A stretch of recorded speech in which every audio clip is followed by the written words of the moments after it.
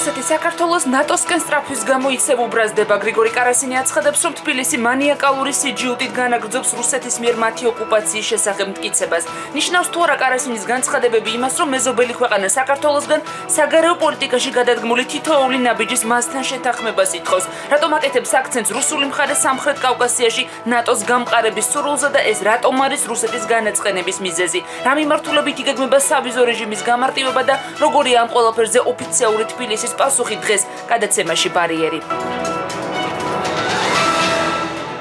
სამშვიდობის ეთერშია გადაცემა ბარიერი, მე მისი წამყვანი მაია მამულაშვილი ვარ. თბილისი მანიაკალური სიჯიუტით განაგრძობს რუსეთის მიერ მათი ოკუპაციის შესახებ მტკიცებას. რას გულისხმობს გრიგორი კარასინი და რა შემთხვევაში არ იქნებოდა მისთვის თბილისი ჯიუტი? რატომ აკეთებს მეზობელი ქვეყანა ყოველთვის აქცენტს უარყოფით კონტექსტში საქართველოს ნატოსკენ სწრაფვასთან დაკავშირებით და რატომ აღიზიანებს რუსეთს ის, რომ საქართველოს ტერიტორიაზე მიმდინარეობს სწავლებები და ასევე სულ ცოტა ხნის წინ თბილისში ნატოს საპარლამენტო ასამბლეა გაიმართა. როგორია ამ ყველაფერზე ოფიციალური თბილისის პასუხი? რა განცხადებებს აკეთებენ საქართველოში ამ თემებზე ვიმსჯელებ ჩვენ დღევანდელ გადაცემაში. მე წარმოგიდგენ სტუმრებს, რომლებიც უკვე სტუდიაში იმყოფებიან. გია ჯაფარიძე, ახალი პოლიტიკური ცენტრი გირჩი და ნიკა ჩიტაძე, პოლიტოლოგი, დიმიტრი ლორთქიფანიძე, გაერთიანებული დემოკრატიული მოძრაობის ერთ-ერთი ლიდერი და ერეკლე მეორე საზოგადოების თავმჯდომარე არჩილ ჭყოიძე. ჩვენ ოდნავ მოგვიანებით გვექნება ერთიანი ნაციონალური მოძრაობის წარმომადგენლის ჩართვაც. მანამდე სტუდიის სტუმრებთან ვიწყებ საუბარს. მოგესალმებით ბატონებო და ძალიან დიდი მადლობა რომ ჩვენი სტუმრები ხართ. ბატონ გია, თქვენგან დავიწყებ. განცხადებაში, გრიგორი კარასინის განცხადებაში ხაზგასმული იყო, რომ იმის ნაცვლად, რომ ქართულმა მხარემ აფხაზეთთან და სამხრეთ ოსეთთან დიალოგზე იფიქროს და იზრუნოსო, ამის ნაცვლად ნატოსკენ ისწრაფვისო. ეს ორი საკითხი რა კავშირშია, რატომ დაუკავშირა, ერთმანეთის გარეშე არ არსებობს თუ როგორ ფიქრობთ, რას უკავშირდება კარასინის ეს განცხადება? პირველ რიგში მოგესალმებით, მადლობა მოწვევით, მოგესალმებით ტელემაყურებლებს. ხო, ვერ გეტყვით. ანუ ასე რატომ რუსული მხარე აქცენტს საკითხს? ხო, ნუ ახლა ეს პირველად ხო არ ხდება, ეს არც ჩვენთან მიმართებაში ხდება პირველად და არც ამ საუკუნეში ხდება პირველად. რუსეთი ასეთი სახელმწიფო, ასეთი იმპერიაა და დღიდან რუსეთის ჩანასახებიდან მოყოლებული ის ყოველთვის ასე იქცეოდა. აქ თავარი არის ის, რომ ჩვენ უნდა გავიაზროთ ერთი რამ. არ შეიძლება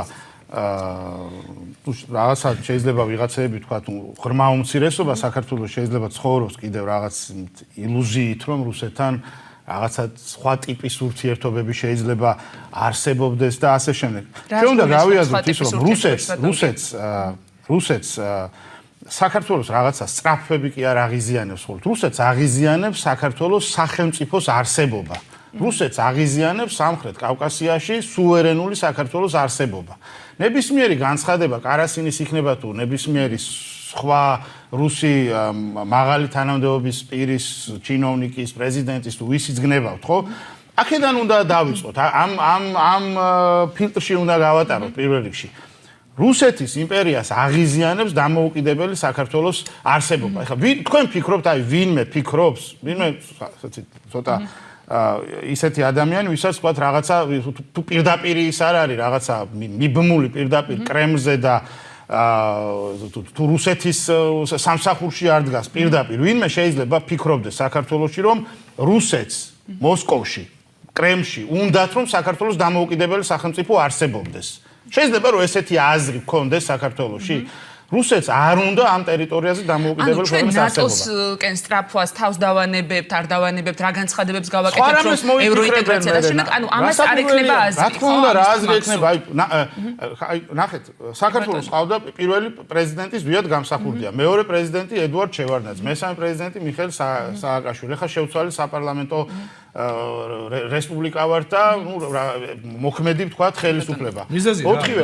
ანუ დავასრულებ. რა მიზეზი უნდა? არ უნდა რომ არ უნდა ეს რას როგორ არ უნდა ეს კრებითად როგორ საუბარ. როგორ არ უნდა, რა თქმა უნდა, არ უნდა. რუსეთს არ უნდა დამოუკიდებელი საქართველოს რა მიზეზი შეიძლება უნდოდეს თავისუფალი ქვეყნის არსებობა სამხრეთ კავკასიაში. რა ეთნოფსიქოლოგიის შედეგია? არა, რა ფსიქოლოგიის არ უნდა. რა მიზეზი უნდა ამას? არ უნდა რომ მაშინ გეკითხეთ. დიდი რუსეთი უნდა. ის თურქეთს უნდა, ირანს უნდა, შეერთებულ შეერთებულ შტატებს უნდა, ევროპას უნდა. თურქეთი არის სახელმწიფო, რომელთანაც საზღვრები განსაზღვრული გვაქვს, ხო? ევროპამ გაუშვა თავისი შანსი 21 წელს საქართველოსთან მიმართებით. არა, ეგრე არ იყო. არა, როგორ არის? როგორ არის? არა, ნუურებთ იმ გეოპოლიტიკურ მოცემულობას, დღევანდელ გეოპოლიტიკურ მოცემულობას. სახელმწიფოები, მეგობარი სახელმწიფოები, არიან მტერი სახელმწიფოები, თუ როგორ არის? რუსეთი მტერი სახელმწიფოა, ეჭვგეპარება. აბა მეგობარი სახელმწიფო დამისახელეთ ვინ არის? თუნდაც თურქეთი არის ჩვენი მეგობარი სახელმწიფო. მაქსიმართლით გააგრძელეთ ეხლა კი, რა თქმა უნდა. მაქსიმართლით როგორ არის ჩვენ გვყავს მეგობარი სახელმწიფოები და ჩვენ გვყავს თურქეთი არის ჩვენი მეგობარი ბატონ დიმიტრი, თურქეთს ოკუპირებული აქვს საქართველოს ტერიტორია და ეს არის ღრმაუწოდიერობა. რას ლაპარაკობ? თქვენ არიცით. არა, ერთი თქვენ მიღეთ. თქვენ არა, დამშვიდი დაწმენდი. ისაუბროთ და მე გაგცემთ პასუხს მე ხარ. საერთაშორისო სამართალზე თურქული ექსპანსია აჭარაში არ არის გამოკვეთილი რელიგიური პოლიტიკური და ექსპანსია არ არის ეგრე? ექსპანსია ეგრე იმას ყველა მეზობელ სახელმწიფოს შეიძლება კონდეს რაღაცა მიზანი. როგორ როცა მისთან მიმართული გეგმიური პოლიტიკით ბიჯადრობის უფლებით ყოველ კვირაში ერთხელ თურქეთის 1000 მოქალაქე ყოველ კვირა შემოდის საქართველოში ბატონ დიმიტრი, იუსტიციის სამინისტროდან გამოთხოვილი ბატონ დიმიტრი, ჩვენი მეზობელი სახელმწიფოებიდან რომელ სახელმწიფოს აქვს ოკუპირებული საქართველოს ტერიტორიის თითქმის 20%. აზერბაიჯანს, სომხეთს, თურქეთს თუ რუსეთს.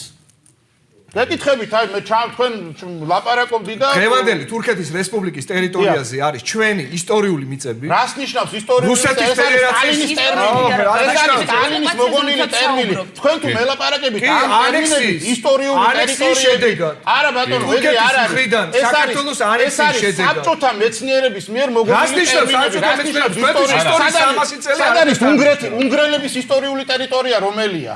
თურქების ისტორიული ტერიტორია რომელია? ტაო-კლარჯეთი ჩვენი ისტორიული ტაო არის კონკრეტულად რა ისტორიული ტაო ვიცი რომ ჩვენი ეს ტერიტორია ამ ტერიტორიაზე ჩვენი იბერიულ კავკასიური ჩვენი ქართველური ტომები ვიცი ბატონო ვიცი მესმის უნგრელები საცახლობდნენ იცით ადრე საცახლობდნენ იცით საიდან არიან მოსული შუაგულ ევროპაში იქ უნდა დავაბრუნოთ ანუ თქვენ ის თქვა გინდა ოსმალური ტომები იმ ტერიტორიაზე სადაც დღეს არის ეს არის საბჭოთა ტერმინი სტალინის საბჭოთა ტერმინი იქ სადაც ლაზები და ქართველები სახლობდნენ ისტორიულად გეკითხებით ბატონ დიმიტრი ისტორიის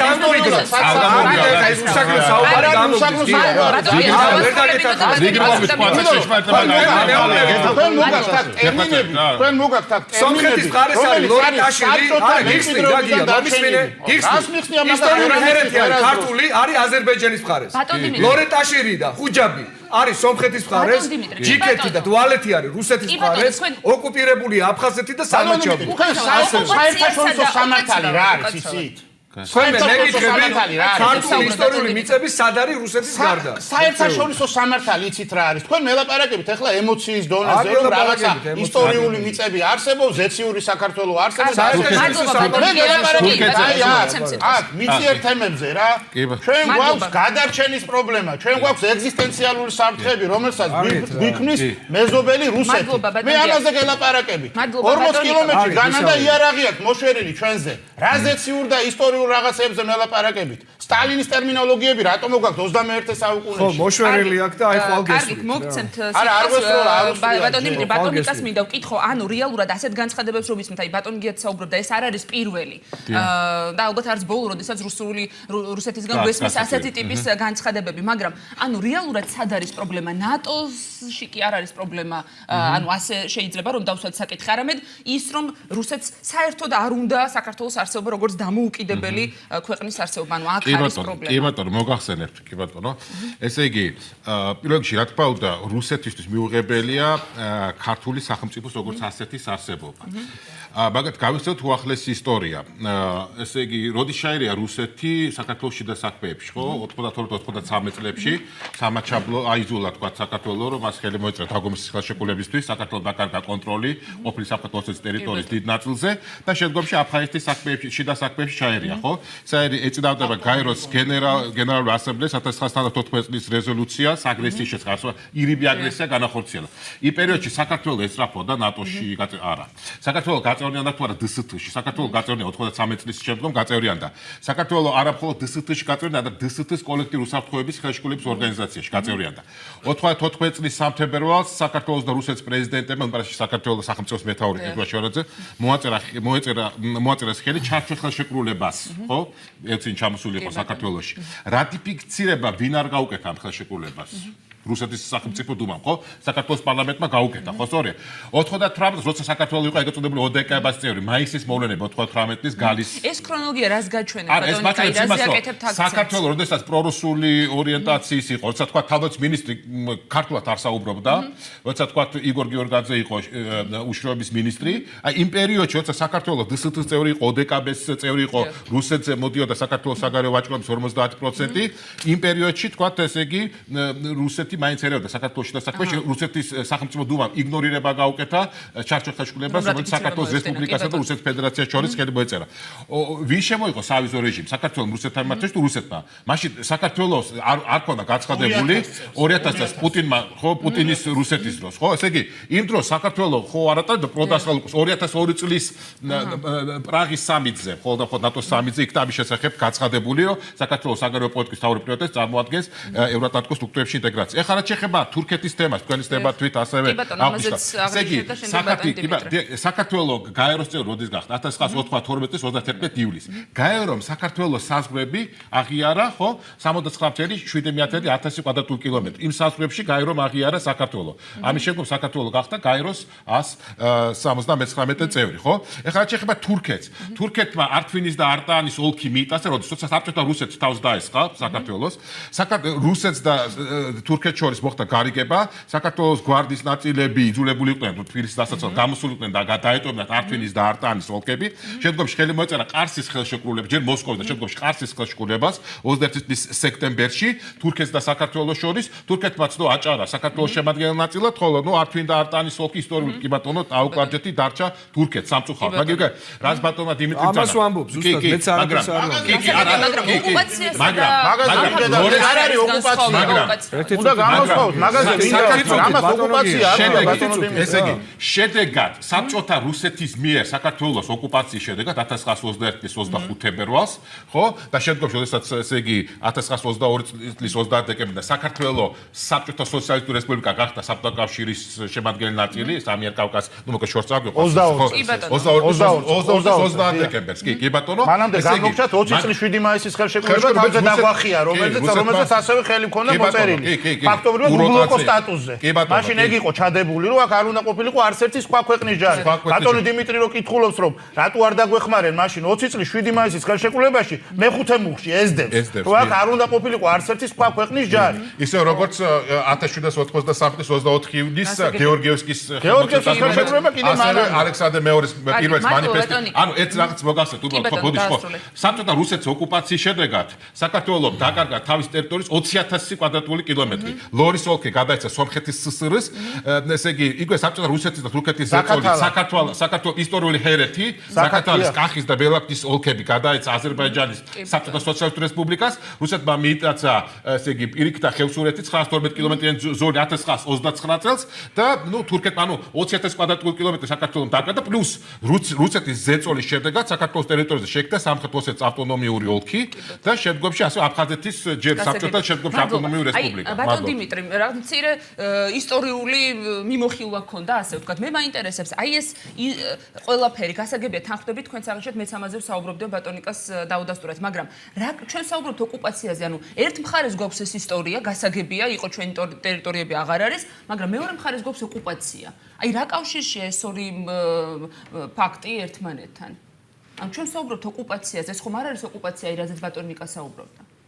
ანუ რის კითხვა გინდათ რა კითხვას ვსვათ ანუ მაინტერესებს თქვენი აზრი ანუ თქვენ ედავებოდით რამდენიმე ხნით ცოტა ხნის წინ ბატონ გიას ამასთან დაკავშირებით რომ ანუ ანექსირებული არ არისო თურქეთის მიერ ჩვენი ტერიტორიებიო ანუ თქვენ თურქეთსა და რუსეთს ამ შემთხვევაში ერთმანეთის გვერდით აყენებთ ანუ რუსეთი ოკუპანტია თურქეთის ოკუპანტია მაშინ ასე მივდივართ მაშინ კი ბატონო ბოლომდე შევყვეთ ამ პროცესს რა ისტორიულად უბრალოდ მაინტერესებს ანუ თურქეთის ოკუპანტია და რუსეთიც მაშინ მე ვფიქრობ რომ თურქეთსაც და რუსეთსაც გააჩნიათ თავიანთი იმპერატიული ზრახვები და გააჩნდათ ეს თავიანთი იმპერატიული ზრახვები მათი გეოსტრატეგიული ინტერესები იკვეთებოდა ხშირ შემთხვევაში საქართველოში და 1876-78 წლების რუსეთ-თურქეთის ომი არის ამისი ნათელი დადასტურება და ის რომ საქართველოს მიხეირა ამ ომში რუსეთის მხარის გამარჯვებით და მაჰმუდ აზიზიეს თურქეთის დამარცხებით ეს ცხადია და ფაქტია იმიტომ რომ ჩვენ ბათუმის ოლქი შემოგვრჩა საბოლოო ჯამში როგორც მემკვიდრეობა და რომელიც შემდგომში გახდა საქართველოს ССР რესპუბლიკის შემადგენელი ავტონომიური რესპუბლიკაა რა და ეს არის დამსახურება სწორედ აი იმ ჭიდილში გამარჯვებული რუსული მხარის ასე ვთქვათ პოზიციისა რომელთაც ჩვენ მივიღეთ ეს ბონუსი აჭარის სახით შეიძლება და ესე არ მოხდა ეს იმპერატორული ზრახვები გავიგე მაგრამ თურქეთის ოკუპანტია და რუსეთი მე ვფიქრობ რომ ქართულ საზოგადოებაში კითხვები იმასთან დაკავშირებით არის თუ არა თურქეთი ოკუპანტი არ არსებობს იმიტომ რომ ცალსახად გამოხატულია თურქული ინტერესები საქართველოს წინააღმდეგ სხვადასხვა ომები იგივე ხრესილის ომი გავიხსენოთ თურქული ინტერესები შემოჭრილი იყო აი კავკასიონის ქედამდე ხო ხრესილი არის ტყიბულის რაიონი ოკრიბაა და იქ გაიმართა 1757 წელს ომი და ეს იყო ისტორიული ომი, რომელშიც სხვათა შორის აფხაზეთის მთავარი შარვაშიძე მონაწილეობდა, ხუტუნია შარვაშიძე მონაწილეობდა და გმირულად დაეცა ხრესილის ომში აფხაზეთის მთავარი.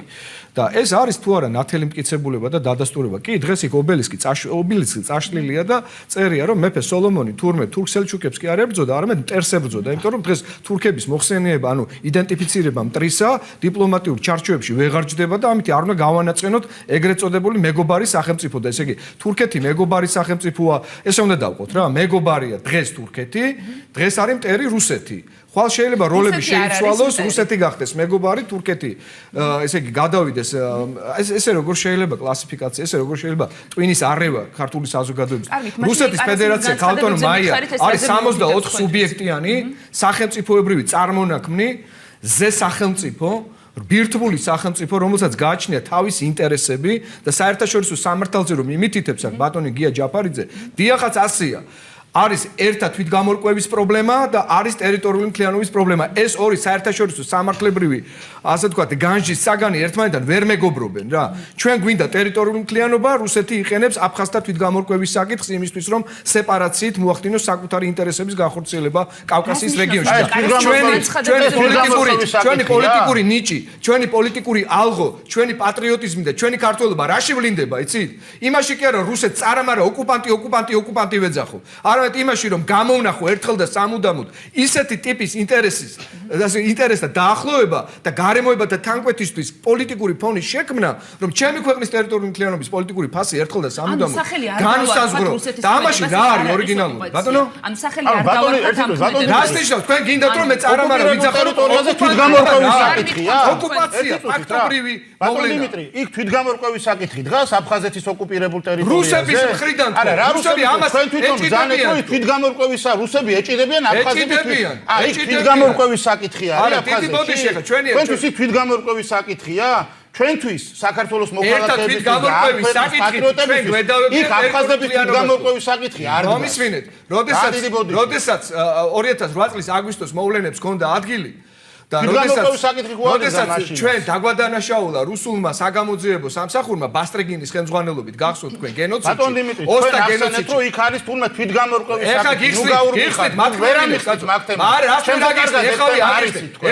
იქ დგას თვითგამორკვევის საკითხი. დემაგოგიაზე რა ნაციონალური დემაგოგია? იქ თვითგამორკვევის საქართველოს ელჩი ბატონი კეცმარიშვილი თვითგამორკვევის საკითხი დგას ბატონ დიმიტრი აფხაზეთში ცხინვალში. მე კი არ ვამბობ მაგას. არა, თქვენ იმპერატორულმა რეჟიმმა ათქმევინა რუსეთს. ეგ ამბავი. როდესაც ბატონი კეცმარიშვილი ეხავი აგიხსნით. დამიგდეთ ხური კაცო. არა, გისმენთ თქვენ ძანეთ თვითგამორკვევის საკითხი არისო და არა, კი არ გაგიზიანებთ, თვითგამორკვევის საკითხი არისო, ეგ ერთი წუთით რა. ბატონი ელჩი რუსეთის ფედერაციაში საქართველოს ელჩი ღიად ადანაშაულებდა სააკაშვილს იმაში, რომ სააკაშვილმა მოახდინა რუსული მხარის პროვოცირება და რეალურად გაითამაშა სცენა აფხაზეთზე თავდასხმისა და სამაჩაბლოზე თავდასხმისა. Ამას მე კი არ ვამბობ. Бывший посол России Грузии в России раскрыл планы Саакашвили о нападении на Абхазию. ეს იყო ლენტა რუს გახსოვთ თქვენ ესა რა. არა, ხო, მაგრამ განათავისუფლეს. ნახეთ რის თქვა. ანუ რუსეთმა ოფიციალურ, ანუ უკანონო ექსპროპრიაციის მიზეზად და საბაბად გამოიყენა ის, რომ მეო დავიცავიო სააკაშვილისგან განწირული ოსი და აფხაზიერიო. გენოციდისა და განადგურებისგანო. საქმე გენოციდის მუხლით აღწერა ბასტრიკინმა. მოიტყუა ბასტრიკინი, როდესაც თქვა რომ 2400 ოსიაო განადგურებულიო. არა, ლოგიკურად მიყვეს საუბრობ თუ როგორც პოლიტიკოსი. დაიხვიეს ხელზე, ზუსტად რუსეთის ფედერაციამ ის ფაქტი, რომ საქართველოს დაიწყო საომარი მოქმედებები, რაც დაადასტურებინეს, ნახეთ ხაზსა უსვამ, დაადასტურებინეს ტალიანის კომისიას, რომლის მიმართაც ქართულ მხარეს, საწერია ეგეთი რაღაცა ტალიანის კომისიაში. ტალიანის კომისიამ თქვა 21 მუხლი გადაშალეთ რა გადაშლილი მაგდან არა გაქვს გადაშლის კომისიის რეჟიმმა არ თარგმნა ტალიანის კომისიის არ თარგმნა ორიგინალის ამის გამო რომ შეცდომები იქნა აღიარებული თარგმნა ორიგინალი ხო შეიძლება რომ ანუ ტალიანმა თქვა დია ნახე რა თქვა ტალიანმა თქვა ჩვენი კომისიისთვისო გაუგებარი არისო თუკიო ლეგიტიმური იყო ესე იგი ცეცხლის გახსნა ქართული მხრიდანო რატომ არ მოხდა საქართველოს პარლამენტისა და პრეზიდენტის მხრიდანო რუსული სამშვიდობო ძალებისთვის სტატუსის შეცვლაო. ვინაიდან თუ კი უკანონო ოკუპაციას, ანუ ექსპროპრიაციას მიწების და შესაბამისად თავდასხმას ჰქონდა ადგილი, რატომ წერია ეგეთი რაღაცა? სტატუსი ჰქონდა რუსულ ჯარს საერთაშორისო სამშვიდობო მისიით. არ წერია თქო ეს იმ დასკვნაში მსგავსი რამე იქ არ წერია 21 მუხში წერია. ჩვენ შეიძლება გადაცემა და დაველოდოთ მე მოვიტან. კი ბატონო შეგვიძლია ეს ავხები და მოვიტან აიხსნება ეგეც რატომ არ იყო მოსმის სტატუსი. ჩვენ შეიძლება ვილაპარაკოთ ეს იყო შეცდომა თუ არ იყო. ეს არ ამართლებს რუსულ აგრესიას არანაირად. ეს რუსულ აგრესიას არ ამართლებს. რუსულ აგრესიას კი არა შემართლებ თუ არა. მე გეუბნებით რომ რუსულ აგრესიას საბაბი მისცა საწვარო სააკაშვილმა. მისცა, იმიტომ რომ განსახურდა რასაბაბი მისცა და შევარდაძე რასაბაბი მისცა. შეგვეძლო თუ არა ქართულ მხარეს აგვეცილებინა რუსული აგრესია.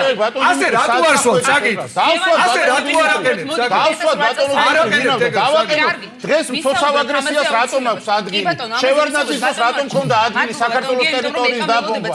განსახურდიას დროს რატომ ქონდა ამას ადგილი? გასალაპარაკოთ ბატონ დიმიტრი, საერთოდ ხდები? თქვენთვის გრიგორი კარასინის განცხადება არჩილ, როდესაც ნატოს-კენ სწრაფვაზე აკეთებს, განკეთდება ზოგადად. ეს არ არის პირველი შემთხვევა რუსეთის მხრიდან განსაკუთრებული აქცენტი. ანუ თქვენთვის ეს რეალური საფუძველია, ანუ როგორ ფიქრობთ? ბატონ არჩილ, ანუ თქვენთვის ეს რეალური საფუძველია ნატოზე როდესაც საუბრობთ, ანუ რომ არ იყოს ნატო და ჩვენი გამოკვეთილი პოლიტიკური კურსი არ იყოს სამმართველობით, არ იქნებოდა რუსეთის მხრიდან მსგავსი ტიპის განცხადებები. სანამ ნატოზე ვისაუბრებდით და გრიგორი კარასინზე სულ ერთ წუთს მეც თურქებზე მინდა ვისაუბრო. იყო საუბარი რომ თითქოს თურქები რაში ერევიან, ხო?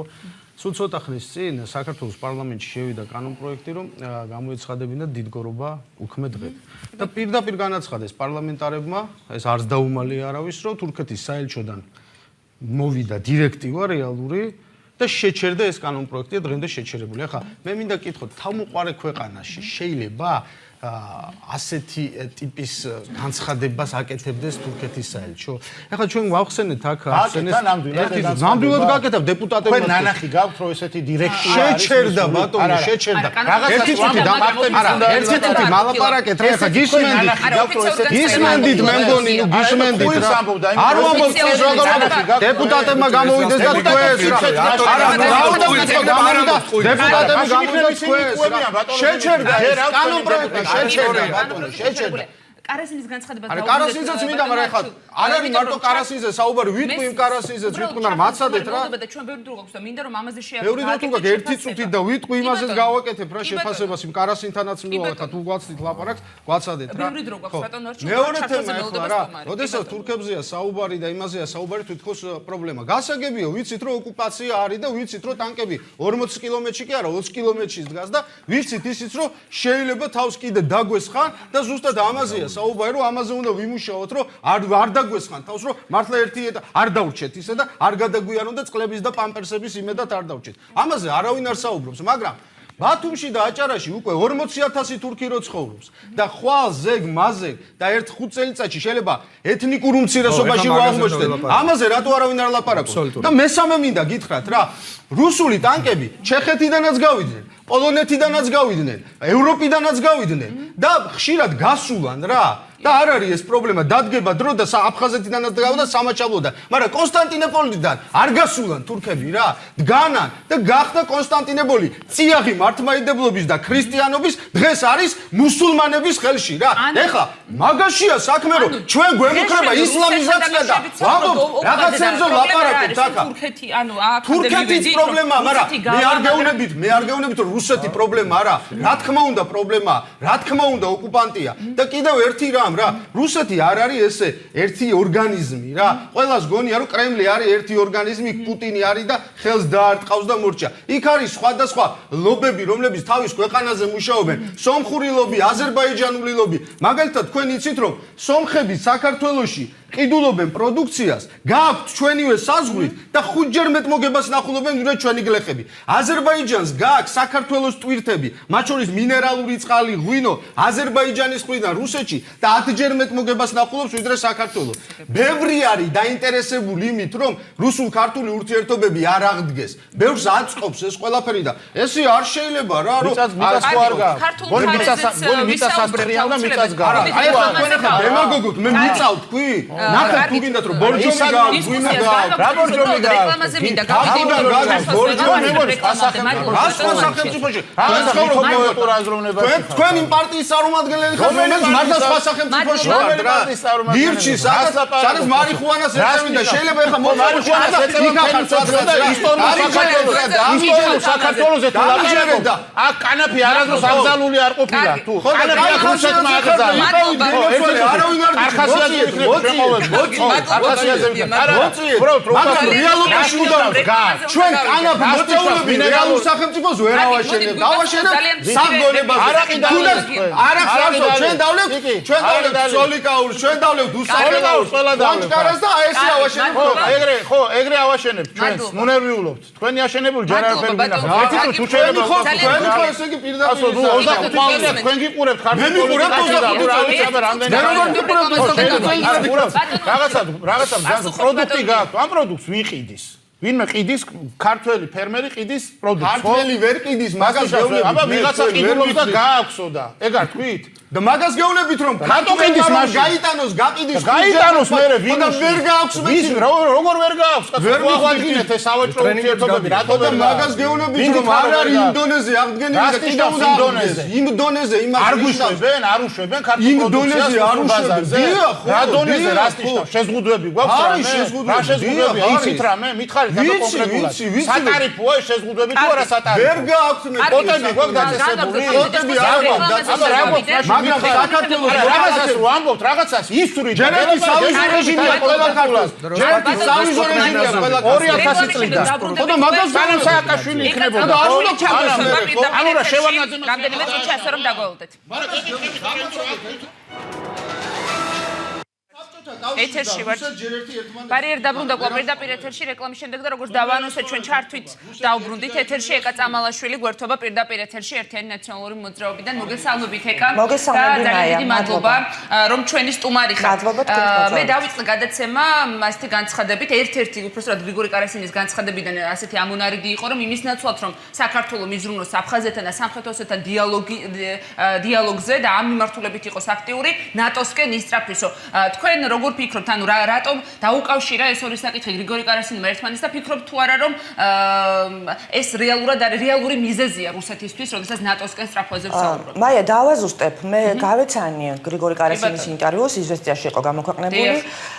ის ამბობს ესეთ რამეს, რომ იმის ნაცვლად, რომ დაამყარონ კეთილმეზობლური ურთიერთობა და აწარმოონ დიალოგი თანასწორობის პრინციპის გათვალისწინებით აფხაზეთთან და სამხრეთ ოსეთთან, ციტირებ, ცხინვალის რეგიონი იგულისხმება, ამის მაგივრად საქართველოს ხელისუფლება განაგრძობს იმის მტკიცებას, რომ ეს რეგიონები და ეს ტერიტორიები არის ოკუპირებული რუსეთის მიერ. ამ ნაწილში ესეთი ფორმულირება იყო მისი განცხადების და ამავე ინტერვიუში მან ასევე გამოთქვა თავისი გულისწყრომა და პრეტენზია იმის გამო, საქართველოს ისტორიული არჩევანის გამო გახდეს სრულფასოვანი დამოუკიდებელი დემოკრატიული სახელმწიფო, ევროპული ოჯახის წევრი და გახდეს ჩრდილოატლანტიკური ალიანსის წევრი. ეს მისი პოზიცია, დიდად ყურადსაღები და ყურადმისაქცევი ჩვენთვის არ არის, რადგან ეს არის ძირძველი პოზიცია რუსეთის პუტინის რუსეთმა რატომ გადაწყვიტა საქართველოსზე სამხედრო იერიში და ინტერვენცია 2008-ში. ამ ომს წინ უძღოდა მისი პირდაპირი გაფრთხილება დასავლელი ლიდერებთან შეხვედრებზე გაკეთებული, რომ საქართველოს დასჭირდა იმ არჩევანისთვის, რა არჩევანზეც ახლა დღეს გვაქვს ჩვენს ლაპარაკი და რაც არის ჩვენი ისტორიული არჩევანი და რომელიც აუცილებლად უნდა მივიყვანოთ ბოლომდე.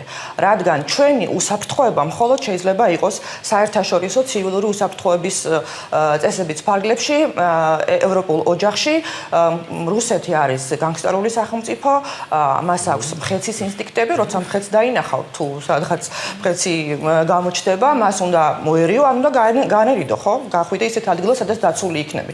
ეხლა მე ვუყურებ თქვენ სტუდიაში ისხედან ადამიანები, რომლებიც ლაპარაკობენ ათასგვარ ტყუილებს, პირდაპირ ახმოვანებენ იმ მესიჯებს და გზავნილებს, რასაც წლების მანძილზე ვუსმენთ პირადად მედვედევისგან და პუტინისგან, რომ საქართველოს დაიწყო ომი და მის საფუძველი რუსეთს რომ შემოსულიყო და მოეხდინა სამხედრო ინტერვენცია და შემდეგ ოკუპაციის ახალი ტალღა, იმიტომ რომ 2008 წელს არ დაწყებულა ეს ომი და მანამდე იყო ის რაც მოხდა ცხინვალის რეგიონში და რაც მოხდა აფხაზეთში, სოხუმის დაცემით და 350,000 ქართველის გამოდევნით აფხაზეთიდან, სადაც მოხდა პირდაპირ საშინელი ენთაუწერელი ეთნიკური წმენდა.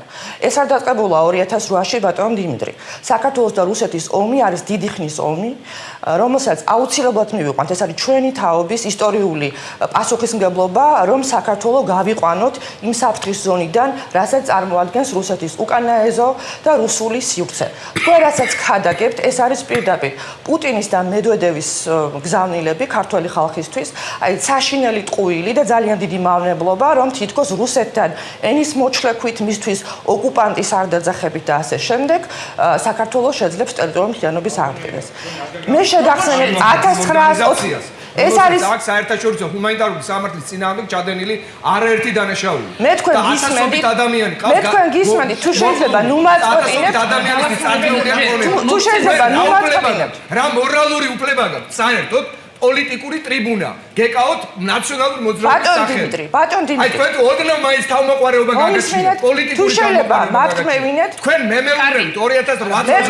არა, უკაცრავად, არა, ერთი მაყურებლისთვის განმარტავ. იმიტომ რომ ჩართვაზეზე ბატონ დიმიტრი, მე მაყურებელს აცხოვრეთ ქვეყანა. თქვენ მაყურებელს განმარტავ. იმ მავნებლობას და იმ ტყუილებს, რომლებსაც თქვენ ამ ეთერში აფქვევთ. თქვენ ხართ ის კატეგორია ადამიანისა, რომელსაც თავმოყარე ადამიანი ამ ქვეყნის მოქალაქე გამარჯვებას არ ეტყვის და ხელს არ ჩამოართმევს. იმ ყველაფრის მერე, რასაც თქვენ ეთერებიდან ხადაგებთ. მე თქვენთან საკამათო არ ვაქვთ. თქვენ მერტმა დავიფაროს, რომ თქვენთან ხელი ჩამოსართმევს.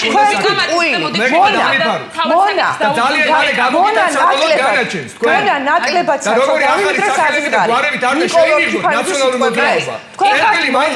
თქვენ ხართ მონა. თქვენ ხართ კოჰაბიტირებულ ძალებს. პუტინის გზავნილების გაფრთხილებელია. კარგი მისი ინტერესების გამტარებელი. დავუბრუნდეთ ეკა. დღეს ვიქტორ დოლიძემ გააკეთა ესე განცხადება ქართულმა მხარემ გააკეთა შეფასებები და ამას აუცილებლად ვისაუბრებთ უკაცრავად სვამ შეკითხვას ჯერ ბატონო არჩილ და მოგცემთ აუცილებლად ამის საშუალებას წამყვანი ვარ და სვამ არა როცა იერიშზე გადმოდის ოპონენტი კეთილინებებს და ჩვენც მოგვეცით შესაძლებლობა. ვიქტორ დოლიძემ გააკეთა ესე განცხადება რომ რეალურად კარასინის ასეთი გამოსვლები და შეფასებები ანუ იმაზე მიუთითებს რომ ჩვენ სწორი გზით მივდივართო, ანუ ევროინტეგრაციის გზაზეო. თქვენც ასე აღიქვით ეს განცხადებები? კარასინის განცხადებასთან დაკავშირებით მე სხვა რამეზე გავამახვილებ ყურადღებას. მე მაინტერესებს და ნებისმიერ ამ ქვეყნის მოქალაქეს, რომელსაც მნიშვნელოვანია ჩვენი ისტორიული არჩევანი. ჩვენი არჩევანი, რომელიც გავაკეთეთ 1991 წელს, როცა სრულიად საქართველოს მოსახლეობამ, აფხაზეთის და ცხინვალის რეგიონის მოსახლეობის დიდი უმრავლესობის ჩათვლით, ხმა მისცა საქართველოს დამოუკიდებლობას. ეს არჩევანი რამდენად გააზრებული ქონდა მაშინ მაინც სიახლე იყო საბჭოთა კავშირის შემდეგ ვიწყდით პირველი ნაბიჯების გადადგმას თავისუფლებისკენ ბრძოლისთვის, ნიშნავს ძალიან დიდ პასუხისმგებლობას ბრძოლაზე და არ დანებებაზე. დამოუკიდებლობისთვის ბრძოლის არჩევანი თუ შეიძლება დამასრულებინეთ, ჩვენ ავირჩიეთ. თმა მივეცით 1991 საქართველოს სახელმწიფოებრივი დამოუკიდებლობის აღდგენას. ბატონო არჩილ, შეკითხვა დავსვი, ერთი წუთით გადაცემის წამყვანი ვარ, დავსვი შეკითხვა, არასრულებინებ სტუმარს რომ დაასრულოს, რომ შემდეგ მოგცეთ რომელიმე სტუმარს, ვისაც გაქვთ შეკითხვა. ჩართვაზეზის სტუმარი, რომელსაც აქვს სულ რაღაც 10 წუთი. დანარჩენებს ხო არ ვიცი რა შუაშია.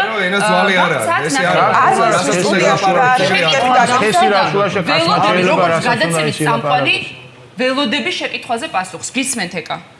ხო, კარასინის განცხადება ჩვენთვის რა მხრივ არის საინტერესო და რისი თქმა მინდა ჩვენი მაყურებლისთვის. მთავარი და ყველაზე მნიშვნელოვანი არის დავსვათ შეკითხვა.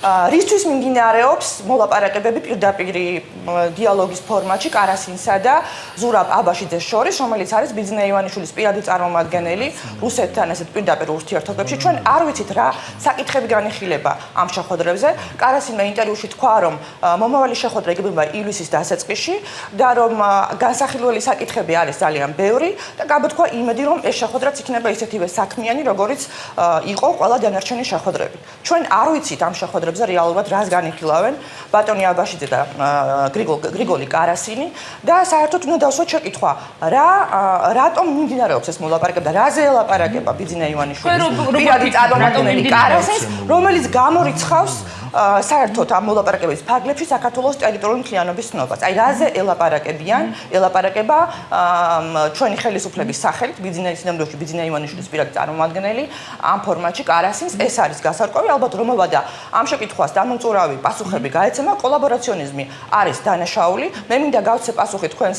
თქვენი ერთ-ერთი სტუმრის, მან ბრძანდება ტყუილს, რომ ტერიტორიული მთლიანობის აღდგენა არის ყველაზე მნიშვნელოვანი და აი ამიტომ უნდა ენის მოჭრებით ველაპარაკოთ რუსეთს, ამიტომ არ უნდა დაუძახოთ ოკუპანტს და ასე შემდეგ. მე შეგახსენებთ, რომ 1994 წელს როცა საქართველო გაწევრიანდა დამოუკიდებელ სახელმწიფოთა თანამეგობრობაში სოხუმის დაცემის შემდეგ. ეს იყო ძალიან მძიმე გადაწყვეტილება და მაშინ ედუარდ შევარდნაძემ, რომელსაც მაშინდელ პარლამენტში ყავდა ოპონენტები და სერიოზული წინააღმდეგობა მიმდინარეობდა, სერიოზულ წინააღმდეგობას წააწყდა, პირადი პასუხისმგებლობა აიღო ამ გადაწყვეტილებაზე. მისი პირადი პასუხისმგებლობით მოხდა საქართველოს დამოუკიდებელ სახელმწიფოთა თანამეგობრობაში ესენგეში გაწევრიანება, სწორედ იმ იმედებით და ამ იმედებზე ღიად ლაპარაკობდა ედუარდ შევარდნაძე, რომ ამის შემდეგ რუსეთთან ურთიერთობები მოწესრიგდებოდა და დაბრუნდებოდა აუცილებლად აფხაზეთი. ეს სევდიანი ამბავია, ჩვენ უკვე გავიარეთ და ვიცით, რომ მსგავსი მეთოდებით გამორიცხული არის რუსეთთან ურთიერთობის მოწესრიგება. რუსეთისთვის მიუღებელია დამოუკიდებელი, დემოკრატიული, ევროპული ანუ რა მეთოდებით არის შესაძლებელი? ძალიან მოკლედ რომ მიპასუხო და შემდეგ ერთი შეკითხვის დასმის უფლება უნდა მივცე არჩილ ჭყოიძეს და დაგემშვიდობები. მეთოდები არის ის, რომ ჩვენ არ უნდა შევეგუოთ ჩვენი ქვეყნის ოკუპაციას, ჩვენ უნდა გავაგრძელოთ ბრძოლა, ჩვენ უნდა განვავითაროთ ჩვენი ქვეყანა, ჩვენ უნდა მივიყვანოთ ბოლომდე და გავაღრმავოთ დემოკრატიული რეფორმები, რაც ამ ხელისუფლების პირობებში წარმოუდგენელია, ჩვენ უნდა მივახციოთ ეკონომიკურ წარმატებას, ჩვენ უნდა გავხდეთ მიმზიდველები ჩვენი აფხაზი და ოსი დებისთვის და ძმებისთვის და ჩვენ უნდა გავაკეთოთ ყველაფერი იმისთვის, რომ საერთაშორისო ასპარეზზე საქართველოს პრობლემა ისმოდეს ისევე მწვავედ ძველებურად, როგორც ისმოდა ქართული ოცნების ხელისუფლებაში მოსვლამდე. ქართული ოცნების პირობებში ქართულმა ოცნებამ შეძლო, აი წარმოუდგენელი, აი როგორი მავნებელი უნდა იყო რომ ეს მოახერხო, რომ უკრაინის საკითხთან ერთად ერთობლიობაში აღარ ხდება ხსენება საქართველოს ოკუპაციის. მადლობა, გისმენთ არჩილ, ერთი შეკითხვა, ძალიან მოკლედ უპასუხეთ და დაგემშვიდობებით. მე მინდა შევეკითხო ქალბატონიკას, მან თქვა ის ზუსტად გამსახურდი ახსენა, რომ ჩვენ გავხდით დამოუკიდებლები, ძალიან კარგი და ამას რაჯობია, მაგრამ მინდა ასეთი რამ უთხრა მას, როდესაც ბატონი ზუსტადმა გამოაცხადა დამოუკიდებლობა, მან მალევე გააუქმა მაშინდელი ოსეთის ავტონომიური ოლქი. ოლქი, რომელიც თქვენმა პრეზიდენტმა, ბატონმა მიხეილ სააკაშვილმა არამც თუ ოლქად აღადგინა ავტონომიურ რესპუბლიკად, მას მიუმატა ახალგორის ტერიტორიები და კიდევ რამოდენიმე სოფელი, რომელიც არასდროს არ შედიოდა ოლქში. არა, როგორ არის? არასდროს არ შედიოდა ოლქში. რუსეთის შემოჭრასთან, რა შუაში? რა შუაშია რუსეთის შემოჭრასთან და ლეგიტიმაცია მიცა თავიდან ბოლომდე არარსებულ ავტონომიას. არარსებულ ოლქს, რომელიც გაუქმა ზვიად გამსახურდია და რომელიც თავიდან თბილისამდე. ბატონმა მიხეილ სააკაშვილმა არანაირი ოლქი აღარ ქონდა. ჩვენ ქონდა სამაჩაბლო და არ გჭირდებოდა არანაირი ოლქი. და გვიპასუხეთ. აი ამ თემაზე, რატომ აღადგინეთ თავიდან ავტონომიური რესპუბლიკა, რომელიც აღარ არსებობდა?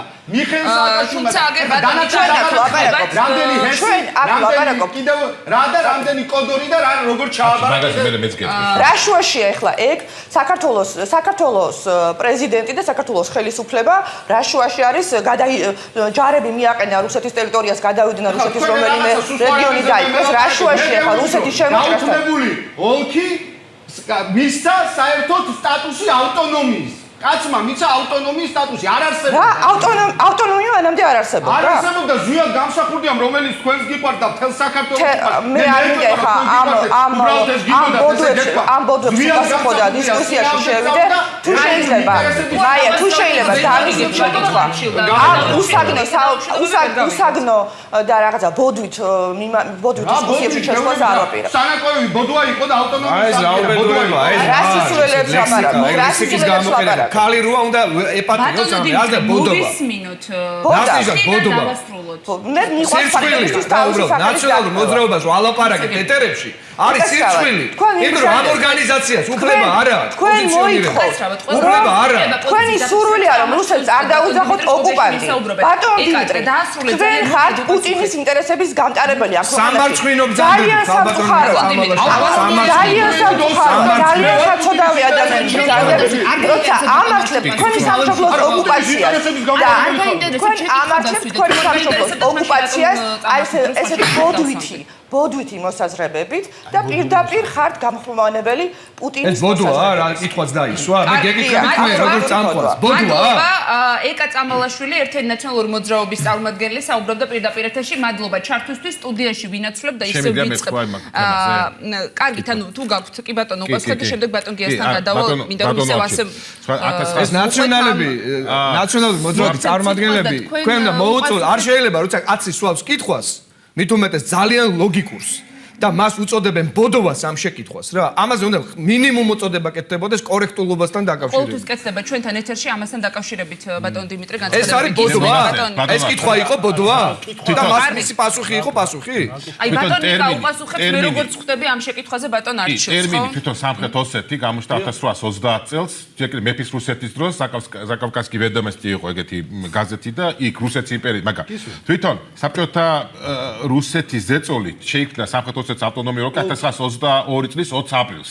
ქართველი ბოლშევიკების ოლქი, გებატო ავტონომიური, ოღონდ ამ შემთხვევაში იგივე ახალგორი თქვენ რაც თქო ლენინგორი ერქვა სამწუხაროდ, მაგრამ ლენინგორის ოლქი რაიონი უბრალოდ შედიოდა სამხრეთ ოსეთის ავტონომიური. ხო, ეხლა რაც შეხება ზვიად გამსახურდიას. მან გაუქმა მთლიანად. მე გეტყვი, ხო, დამოკიდებლობა გამოაცხადა ანავდა. და თუ არ ვწდები, აი ახალგორი შეუერთა გორის რაიონს. კი ბატონო, ხო, ცხედა როდესაც სააკაშვილმა აღადგინა უკვე ავტონომიური რესპუბლიკა და არა ოლქი და დანიშნა უკვე იქ ადმინისტრაციის სანაკოები ავტონომიური როგორ იყო შეიქმნა ალტერნატიული მთავრობა მართალია მაგრამ და თუ გახსოვთ ერთ-ერთი მათი ყველაზე დიდი ფავორიტი ეს რო დარბოდა და იძახდა კოკოითი ფანდარას მე აღმოჩნდა სოჩაში ვლადიმერ სანაკოევი და აღმოჩნდა ძალიან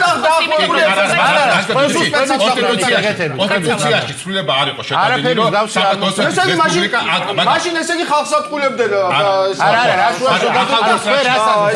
ავტონომიური რესპუბლიკა შეიქმნა გავს რამეს ადგილი არ თავად სააკაშვილს რამდენიმეჯერ ქონდა განცხადებული თუ შეიქმნა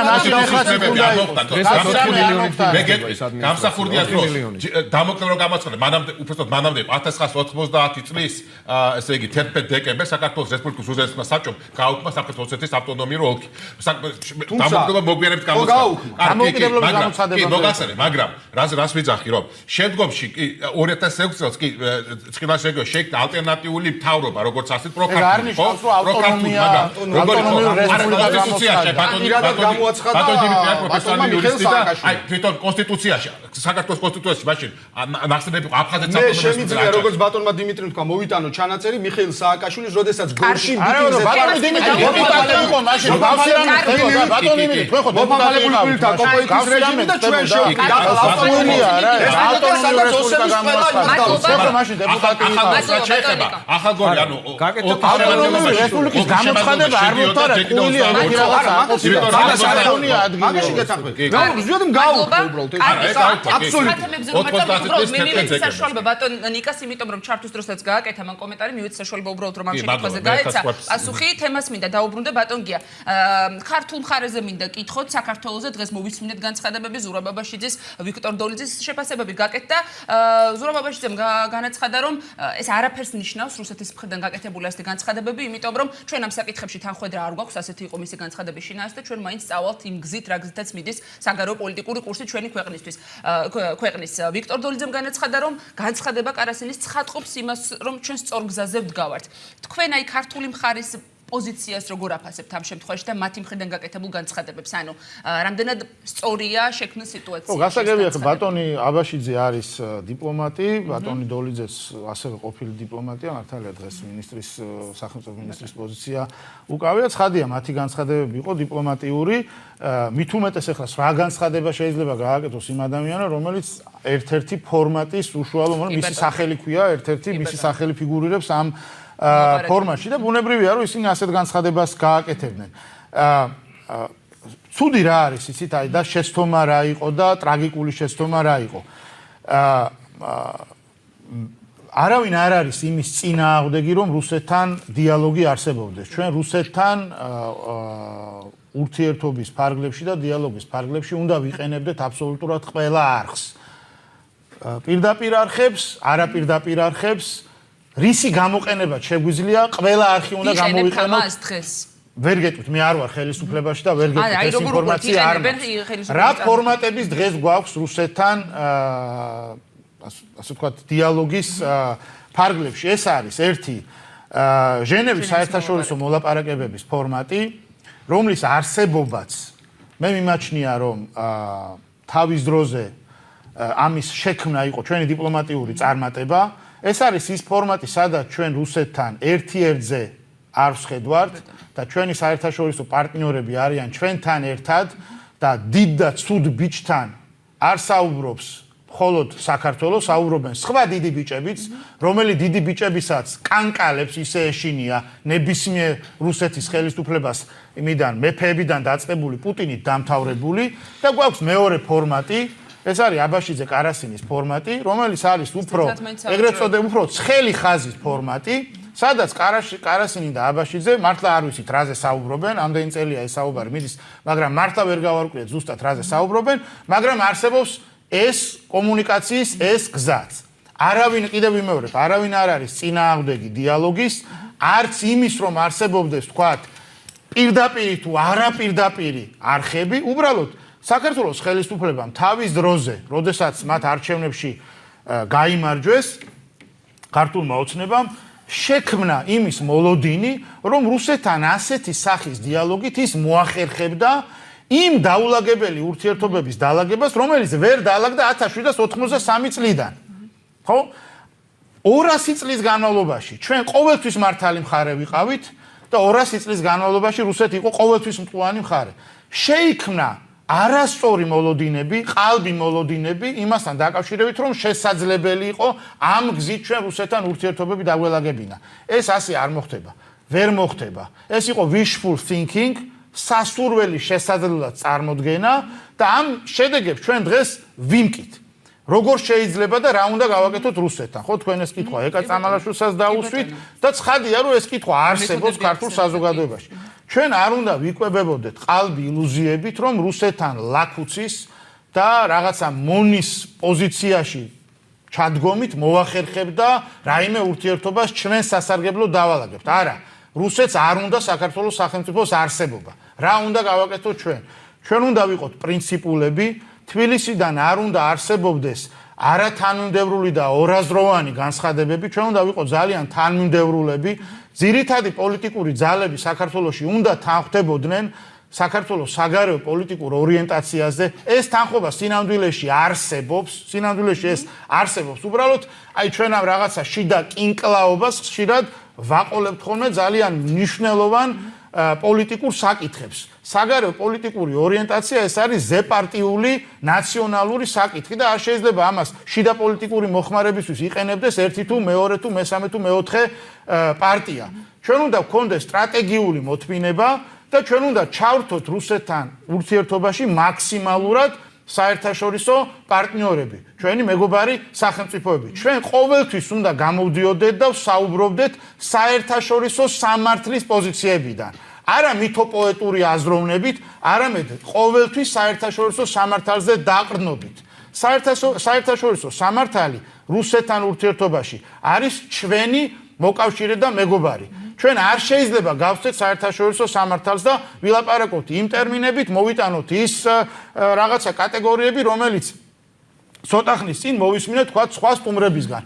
ჩემი მათამი პირადი დამოკიდებულებების მიუხედავად. ეს არ არის ჩვენი მოკავშირე ამ ბრძოლაში, რომელსაც ქვია საქართველოს თავისუფლებისთვის ბრძოლა. ჩვენ გვაქვს ეგზისტენციალური საფრთხები, რომელიც მოდის ამ კონკრეტულ შემთხვევაში რუსეთის ფედერაციიდან. გასაგებია, მადლობა ბატონიკა. პრინციპულ არაორაზროვან თანმიმდევრულ განცხადებებზე აკეთებდა აქცენტს აი ბატონ გია, რომ ეს უნდა იყოს საქართველოს მხრიდან და ასევე არ უნდა გქონდეს რაღაც ყალბი ილუზიაო, რომ დაუშვათ ძალა აქუცი და ასე მოვაგვარებთ პრობლემებსო. როდესაც პრინციპულ და თანმიმდევრულ განცხადებებზე საუბარი საქართველოს მხრიდან. თქვენ ხედავთ ქმედებებზე, კი ბატონო. თქვენ ხედავთ ასეთ ქმედებებს და ისმენთ ასეთ განცხადებებს საქართველოს ხელისუფლების წარმომადგენლთა მხრიდან. საქართველოს ხელისუფლების აი თუნდაც ეს ბოლო განცხადებები, რაც კარასინის შეფასების საპასუხოდ გაკეთდა. რა შეიძლება თქვა უფრო ესეთ რეალურ განცხადებას ქართული მხარის მხრიდან, ქართული მხარე რუსეთისგან მოითხოვს, რომ რუსეთმა, როგორც საერთაშორისო სამართლის სუბიექტმა, ხელი მოაწეროს თავდაუსполობის შესახებ ხელშეკრულება საქართველოს, იმიტომ რომ იმის საპირწონე, როდესაც რუსეთი ითხოვს, რომ იგივე ჟენევის ფორმატის ფარგლებში, ხო, იგივე კი პირველ რიგში, ჟენევის ფორმატის ფარგლებში, რომ საქართველოს ხელი მოაწეროს თავდაუსполობის შესახებ ხელშეკრულებას, ესე იგი, ცხინვალის რეგიონთან და აფხაზეთთან და საქართველოს არ არის ვალდებული, რომ თქვა სამხედრო პოლიტიკური ხასიათის ხელშეკრულება გააფორმა საკუთარ რეგიონებთან, ხო?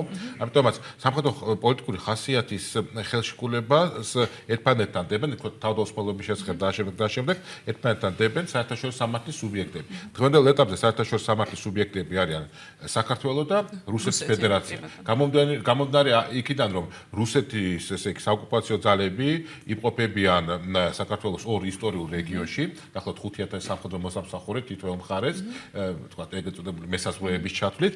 შესაბამისად, რუსეთი არის ოკუპანტი და სხვა დოკუმენტებიც იყო მიღებული, თქვა ის ტალიანის კომისიის შემდგომ ევროპარლამენტის რეზოლუცია, სადაც საუბარია ამაზე რუსეთმა განახორციელა ინტერვენცია, ნატოს საპარლამენტო ასამბლეის რეზოლუცია, ამერიკის კონგრესის დადგენილება და აღიარებულია, რა თქმა უნდა, რუსეთმა დაარღვია, ესე იგი, საერთაშორისო სამართლის წესები, კერძოდ სახელმწიფოს ტერიტორიულობის პრინციპი, საზღვრების ურღვევების პრინციპი, შიდა საქმეებში ჩაურევლობის პრინციპი, როდესაც ვსვამოთ ერთად თვითგამორკვევაზე, მაშინ შესაძლებელია დაისვას კითხვა, კი მაგრამ ჩეჩნეთში, სადაც 200,000-მდე ადამიანი დაიღუპა ორი ომის დროს, მაშინ თქვათ, რატომ არსებდა პატივს რუსეთი ჩეჩენი ხალხის უფლებას თვითგამორკვევას, რაც ასევე ჰელსინკის საბოლოო აქტში არის ასახული, ხო? ძალად შეაწუხა ეთნიკური ოსების ბედმა, აფხაზების ბედმა, მაგრამ არა ჩეჩნების. არა, ჩეჩნეთი ისტორიულად რუსეთს არასდროს არ ეკუთვნოდა. ქართული მხარის პოზიციაზე მითხარით ბატონიკა, ან თქვენ როგორ აფასებთ პოლიტიკას ჩვენს პოლიტიკას? არა მხოლოდ, კი, რა თქმა უნდა, უზარმაზარი იმპერია, მაგრამ უბრალოდ რახან ჩეჩნეთში მიმდინარეობდა ომი, ჩეჩნეთის სუბიექტები, ფედერალური სუბიექტები, რომელიც დღეს რუსეთის ფედერაციის ნაწილია, ისინი თავისინებით იქ არ არიან. ყაზანის და ასტრახანის სახანო ივანე მრისხანემ 1552 და 56 წლებში დაიწყო არჩევნები, ხო? ქართული მხარის პოზიციას დაუბრუნდეთ, ანუ მეკითხეთ, რამდენად პრინციპული და თანმიმდევრულია ჩვენი ქართული მხარის განცხადებები და ქმედებები. ნუ ჩემსაც ახლა ქართული მხარის ქმედებები, ახლა საქართველოს არის დამოუკიდებელი სახელმწიფო, საერთაშორისო სამართლის სუბიექტი, აქედან გამოდიოდა, როდესაც საქართველოს ატარებს სამხედრო წვნებს საკუთარ ტერიტორიაზე, მაგალითად, ხო, ნატოს სამხედრო წვნები დადება. კი, ბატონო, გაკეთდა უარყოფითი განცხადება. ძალიან დიდი მოდი რუსეთი ატარებს საქართველოს ხელისუფლებისგან შეუთანხმდებათ სხვა ქვეყნის ტერიტორიაზე, ანუ საქართველოს ტერიტორიაზე კერძოდ აფხაზეთს გულწრფელს წინვალის რეგიონს სამხედრო წვნებს, ხო? ეხლა ბოდიში და საქართველოს თუ რუსეთს აქვს უფლება ოკუპირებულ ტერიტორიებზე აწარმოოს წვნები, საქართველოს რატომ არ აქვს უფლება აწარმოოს წვნები? სად წერია საერთაშორისო სამართლის რომელ ნორმაში წერია რომ თქვა რომელიმე ქვეყანას ეკძალება, თქვა რომელიმე სამხედრო პოლიტიკურ ბლოკში შესვლა, თქვა იქ არის მიუმხრობლობის ქვეყნები ნეიტრალური, მაგრამ საქართველოს არც ნეიტრალური ქვეყანაა და არც მიუმხრობლობის პოლიტიკას არ ახორციელებს და საქართველოს როგორც დამოუკიდებელ სახელმწიფოს სუვერენული არჩევანია შემთხვევაში ნატოში გაწევრიანება, ხო? ხა ამიტომაც ესე იგი რა რომელ საერთაშორისო სამართლის პრინციპებს ეწინააღმდეგება საკუთარ ტერიტორიაზე წვნების ჩატარება და რომელიმე თქვა ორგანიზაციაში ან რომელიმე სახელმწიფოსთან დიპლომატიური ურთიერთობის დამყარება, არ დამყარება და საკუთარი ქვეყნის საგარეო პოლიტიკური ორიენტაციის დასაცვა. მადლობა. ბატონ დიმიტრი, საქართველოს ხელისუფლების პოლიტიკაზე როდესაც საუბრობენ, მე მახსოვს ასეთი შეფასებები ოპოზიციის ნაწილისგან ეგრეთ წოდებულ რბილ პოლიტიკაზე აკეთებენ ხოლმე აქცენტს, რომ აი ქართულმა ოცნებამ ეს დაიწყო 2012 წლიდან, მაგრამ რა მივიღეთ, ანუ შედეგად არაფერი. თქვენ როგორ შეაფასებთ ხელისუფლების პოლიტიკას რუსეთთან მიმართებაში?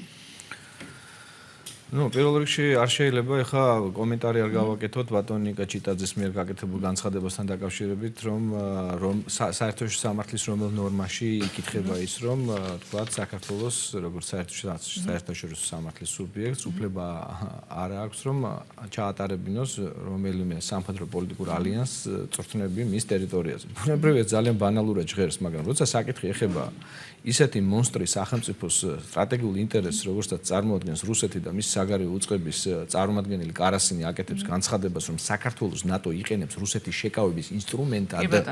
ეს სრულიად სწორად გასაგები მესიჯია იმასთან დაკავშირებით, რომ რუსეთი შეშფოთებას გამოთქვავს იმასთან დაკავშირებით, რომ ნატოს მას სამხრეთის საზღვრიდან უახლოვდება. ანუ რატომ შფოთავს? ანუ რასთვის შფოთავს? რატომ შფოთავს? ეხლა ეს ძალიან მაინტერესებს, ანუ უბრალოდ თქვენი შეფასება, ჩემი აზრი არ არის ამ შემთხვევაში ეთერში დაფიქსირებელი, თორემ რატომ შფოთავს გიპასუხებს ამაზე ეთერში. ესაზღვრებოდა ნატო. ეხლა თურქეთს ამხელებს საბჭოთა კავშირის საზღვარი. მე ყურადღებით გისმენდით ბატონო გია. არა, უბრალოდ თქვენ ახსენეთ სტრატეგიული მოთმინება. რა თქმა უნდა. თქვენ ახსენეთ თუ არა სტრატეგიული მოთმინება ბატონმა ნიკამ იმ წამსო შემოხედათ თქვენ. არ ვიცი ხა ეს შემოხედვა თავად ბატონ ნიკა განმარტავს ითი იყო განპირობებული, მაგრამ მე მომეჩვენა რომ თქვენ ახსენეთ სწორედ ის ტერმინი, რომელიც ჯერ კიდევ 7-8 წლის წინ ძალიან აქტიურად გამოიყენებოდა ვაშინგტონის ადმინისტრაციის მხრიდან, ქალბატონი ჰილარი კლინტონის მხრიდან არის დანერგილი ეს ტერმინი. პირველად მან ახსენა ეს ტერმინი. მაშინ როდესაც ჯორჯ კენანმა ახსენა თავის ცნობილ ტელეგრამაში, რომელიც გააგზავნა შეკავების დოქტრინა საიდანაც შეიქმნა. არა, შესაძლოა, მაგრამ ქალბატონმა კლინტონმა ეს სტრატეგიული მოთმინება ახსენა იმ კონტექსტში, როდესაც განაცხადა, რომ ზღვის მოქცევას ახლავს მიქცევაც და ჩვენ უნდა დაველოდოთ მიქცევას, სანამ არ დასრულდება ზღვის მოქცევა. ამ შემთხვევაში და ეს ყველაფერი დაკავშირებული იყო ნოვოროსიისკში რუსული შეიარაღებული ძალების 2057 წლამდე კონტრაქტის გაგრძელებასთან და უკრაინაში მიმდინარე პროცესებთან, რამაც ჩვენი ხელისუფლების, იმდროინდელი ხელისუფლების აღშფოთებაც კი გამოიწვია, გამომდინარე იქიდან, რომ ეს არა, სტრატეგიული მოთმინება მე დავაზუსტებ ჯორჯ კენანის ტერმინი ვიხმარე და გამოვიყენე ამ შემთხვევაში იმ ცნობილი ტელეგრამიდან და ცნობილი მისი ცნობილი რაც შეეხება ჩვენი ხელისუფლების პოლიტიკა არის მტრაჩობილი, არის ცვედანი და ბერწი პოლიტიკა, რომელიც არ არის შედეგზე ორიენტირებული, ის ნაყოფს ვერ შობს ვერანაირად, იმიტომ რომ ვერც ჟენევის საერთაშორისო მოლაპარაკებები და ვერც აბაშიძე კარასინის მუდმივი, ასე ვთქვათ, შეხვედრების ფორმატი მტრაჩობილია და არანაირ შედეგზე ორიენტირებული არ არის. მე უბრალოდ მინდა აი ბატონ გია შევეკითხო. ბატონ გია, რუსული პოლიტიკა რომ ყოფილიყო წარმართული ნავალნის, ნემცოვის, ხადარკოვსკის გუნდის მხრიდან, თქვა და ახალი რუსული დემოკრატების მიერ წარმართული ყოფილიყო რუსული პოლიტიკა. რამე შეიცვლებოდა საქართველოს. მე ვერ გამოვდგები ახლა ვერც რუსეთის ადვოკატად და ვერც ხელისუფლების ადვოკატად. არაფერი არ შეიცვლებოდა. ჩემთან არ უნდა იყოს. არაფერი არ შეიცვლებოდა. ყველაფერი დაკავშირებული რასთან? მე 2008 წელს, როდესაც ვიყავი რუსეთის ფედერაციის მოყოლებული არ იცვლება არაფერი. რუსეთის ფედერაციის მხრიდან განხორციელებული რუსული აგრესიის შემსწავლელი საპარლამენტო კომისიის წევრი, მე იქ საიდუმლო მასალებთანაც მქონდა შეხება და აშკარად ჩემთვის სუბიექტურად გამოვიტანე დასკვნა, რომ ყველაფერი გაკეთდა იმისთვის, რომ რუსული სამხედრო მანქანის მყოფობა შემოსვლა, ასე ვთქვათ, საქართველოში ყოფილიყო გარანტირებული. ყველაფერი გაკეთდა, ყველანაირად უზრუნველყოფილი იქნა. ჯერ კიდევ 2004 წელს, როდესაც ქართულმა მხარემ მოახდინა პროვოცირება, სრულიად უსაგნო პროვოცირება. ჩვენ თუ გვინდოდა მაგალითად რომ ასე ვთქვათ, რეალურად აგვეწია სამხედრო პატრიოტული სულისკვეთება ქვეყანაში, ნამდვილად უნდა დაგვეწყო საყოველთაო ესე იგი ტოტალური თავდაცვის ინიციატივის დოქტრინის აღსრულება. როდესაც ჩვენი ბიუჯეტი, სამხედრო ბიუჯეტი იყო 1.100 მილიონი. ეს იყო პიკი. მსგავსი რამ ისტორიაში არ განმეორებულა. ასე გები, მაშინ არ დავწყოთ, ახლა რა უნდა 2008 წლის მდგომარეობით გეუბნებით და როდესაც ჩვენ ამ ბიუჯეტის ფარგლებში პირწმინდად ჩავაბარეთ მტერს სენაკის სამხედრო ბაზა, მთლიანად გადავეცით სამხედრო საჰაერო თავდაცვითი ისეთი სისტემები, როგორიც არის ფარაონი, როგორიც არის ბუკები, საერთოდ არ გავისროლეთ ეს ბუკები, აუწყობი, როცა ჩვენი ავიაცია საერთოდ გაუგებარი მიზეზებით დაფრინავდა ისეთ ადგილებში, რომ გაუგებარი იყო ზარას ხიდი როგორ ვერ ავაფეთქეთ, სტრატეგიული, ხო? უამრავი შეკითხვა მიჩნდება, იცით, აი წერტილოვანი შეკითხვები აი იმ კომისიის მუშაობიდან გამომდინარე. როდესაც მთელი კავშირგამოლობის სისტემა გამოყვანილი იქნა წყობიდან, როდესაც სამოქალაქო თავდაცვის არც ერთი ობიექტი 477-დან არ ფუნქციონირებდა, საერთოდ ნული იყო. როდესაც რასნიშნავს მიჩნდება მიმართულად, არა, რომ მიზან მიმართულად აი თქვენ ახსენეთ უზრუნველყოფილი იყო ყველაფერი, ანუ ის რომ რუსეთი შემოსული იყო, ანუ შეთანხმება მოხდება. შემოძვირთვას, იმიტომ რომ როდესაც აქტიური რეზერვის 3 ბატალიონი ყავდა ქვეყანაში და აი აქტიური რეზერვი რა არის? მთელი ეს სტუდენტობა, ჩვენი ახალგაზრდობა გორში მივრეკეთ, 3-ვე ბატალიონის დისლოკაცია მოვახდინეთ ფრონტის ხაზიდან 27 კილომეტრში. შემდგომში ყვითელ ავტობუსებში ჩავსხით, ისე რომ თითო რა ქვია იმ ჭიდი ავტომატისა მივეცით, მხოლოდ ისე რომ საგზალიც კი არ ჩაუდეთ ამ ბავშვებს. და ოფიცრების ნაცვლად სამხედრო პოლიციის წითელ სანკლაურიანი რა ქვია იმ პეტლიცა სულად არის. ქართულად არ ვიცი აი მას რა ქვია. სამკერდე ნიშანს ამბობ? სამკერდე ნიშანი არ არის, განმასხვავებელი ნიშანი, რომლითაც ჩანდა, რომ ესენი არ იყვნენ ის ოფიცრები, რომლებსაც საველე პირობებში შეეძლოთ საომარი მოქმედებების წარმოება, ეს უკვე ღალატი იყო. ის რომ მე ყველას უსვავდი კითხვა სააკაშვილიდან დაწყებული და ლადო ვარძელაშვილი დამთავრებული და გურგენიძე პრემიერ-მინისტრი დამთავრებული. საევაკუაციო გეგმები რატო არა ამოქმედებდა? ჩვენ არ ველოდით რუსეთის მხრიდან ასეთ მასშტაბურ თავდაცვას.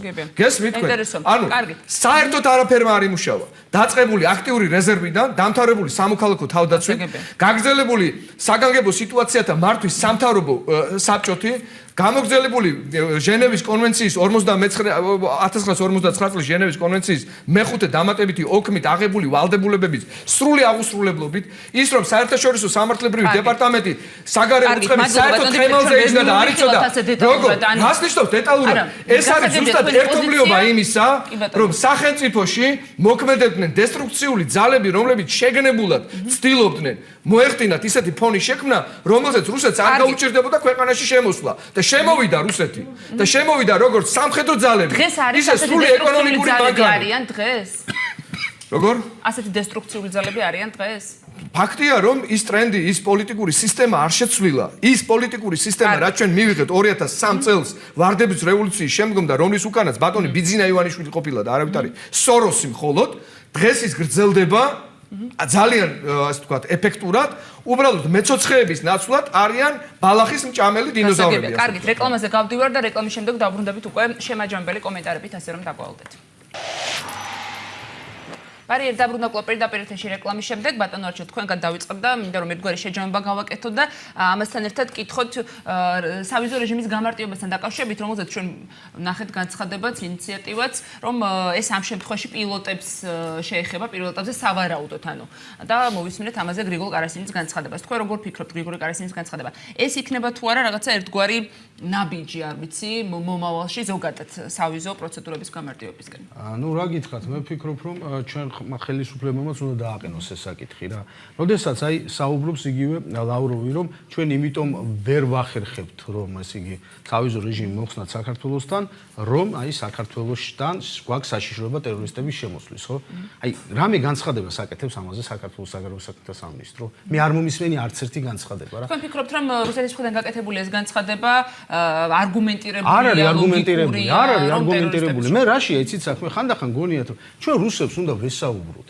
უნდა ვესაუბროთ ყველა თემაზე, მათ შორის ის რაც არ მოგწონს, ოღონდ ეს არ უნდა გავაკეთოთ ისე, როგორც სააკაშვილის დროს კეთდებოდა თითქოს ესე იგი კივილწივილით, მაგრამ რეალურად მე ყველაფერს უთმობდნენ რუსებს, ხო? რატო არ გააკეთა ჩვენმა საგარეო საქმეთა სამინისტრომ განცხადება, თუნდაც რუსული და რუსეთის პრეზიდენტის განცხადებაზე, რომ როდესაც მან თქვა, რომ მარტო ჩრდილოეთ კავკასიიდან იგილში ბრძოლობს 4000-ზე მეტი მებრძოლი. როცა საქართველოსთან აი დაახლოებით იქ პანკისის ხეობიდან რაღაც სულ 60 ადამიანზეა საუბარი. ჩვენ ეს განცხადებები უნდა გავაკეთო და რუსეთს უნდა ვესაუბროთ ამ თემაზე, რომ არანაირი საშიშროება მათ ამისგან არ ელოდებათ რა და სავიზო რეჟიმი მათ უნდა გაუქმონ. ეს ერთი. ეხლა მე მინდა საერთოდ ამ რუსულ თემაზე ეს ვისაუბრო რა, რომ ჯერ კიდევ 2012 წელს, ხო 2012 წელს, როცა ქართული ოცნება მოვიდა, პირველი განცხადება პუტინმა გააკეთა, რომ ჩამოვიდნენ და დავილაპარაკოთ. მერე 2014 წელს პრესკონფერენციაზეც გააკეთა განცხადება, რომ ვითარება რთულია, მაგრამ ჩვენ მზად ვართ ველაპარაკოთ როგორც პრემიერს, ასევე პრეზიდენტს, ხო? აი მაშინ ჯერ კიდევ 2013 წელს აფხაზეთთან არ ქონდათ ხელი მოწერილი ამ ჩარჩოხელშეკრულება, სამხედრო ჩარჩოხელშეკრულებაზე, ხო? აი მაგ დროს უნდა მინიმუმ ჩავსულიყავი ჩვენ და ჩასულიყო ბიძინა ივანიშვილი და მინიმუმ გაგვეგო რას გთხოვდა რა? რას გთხოვდა? აი რუსეთი რას ითხოვდა ამაში? მე არ ვამბობ იმას, რომ იმ წამსვე დადგებოდა შედეგი, ან არ დადგებოდა, მაგრამ ხონდა გველაპარაკო. ეხლა აქ ბატონმა გიამ ასეთი რამე თქვა, რომ ჩვენო რუსებს უნდა ველაპარაკოთო, აი ჟენევის ფორმატში უნდა ველაპარაკო, სადაცო ეს დიდი ბიჭიაო და კიდე აქეთაცო დიდი ბიჭები. არა, დიდი ბიჭები შეიძლება მე კი არა უბრალოდ დიდი ბიჭები მაგრამ ნახეთ და აკანკალებს მაგრამ ისე აკანკალდა ეს პუტინი ამ დიდ ბიჭებთან რომ ყირი მისი ახია უკრაინას რომ არაფერი რა მერე ეს დიდი ბიჭი ერდოღანი რომელიც ნატოს წევრია ევროპაში მილიონიანი არმია ყავს ეს და თავისივე ტერიტორიაზე თურქეთის ტერიტორიაზე შეჭრილი თვითფრინავი რუსული ჩამოაგდო ნატოს წევრია ეს იგი მთელი ნატო ხელს გვერდით უდგას მილიონიანი არმია და ესე იგი აკანკალდა პუნქტირი რომ ჩავიდა პეტერბურგში და რამის მუხლები დაუკოცნა რა ხო ეს ხო რეალურად ანუ როდესაც ჩვენ საუბრობთ ენა არ უნდა მოვიჩლიფოთ ენა მართლა არ უნდა მოვიჩლიფოთ მაგრამ მე მაგალითებს განახებ იაპონიის პრემიერ-მინისტრი ჩადის და ესე იგი ჩვენ ოღონდ ერთი ცუდი რამე გვჭირს რა რუსებთან არ უნდა მოვიჩლიფოთ ენა თორე სომხებთან აზერბაიჯანელებთან თურქებთან რა მნიშვნელობა აქვს ვინც არ უნდა იყოს თქვენ წარმოიდგინეთ ეხლა ირანიდან ჩამოვიდა დელეგაცია რომელმაც დააყენა ასეთი საკითხი რომ აეროპორტშიო ჩვენ ქალებსო ხიჯაბებს ნუხსნითო რა ეს ჩვენ შეურაცხყოფას გვაყენებსო წარმოგიდგენიათ ესეთი ეს ხო იცით ეს განცხადება ეს არის განცხადება რომელიც შემოაგდეს რუსებმა და ეხლა ბატონი არჩილი ამას ახლავანებს სადღაც სხვა სამყაროში ეს არის რუსეთის FRB-ს და დაზვერვის სამსახურების შემოგდებული განცხადება, რომელიც თქვენ ახლა დაგავალეთ რომ არ თქვათ ეთქვა. ვინ დამავალა? აბა რას დასაუბრეთ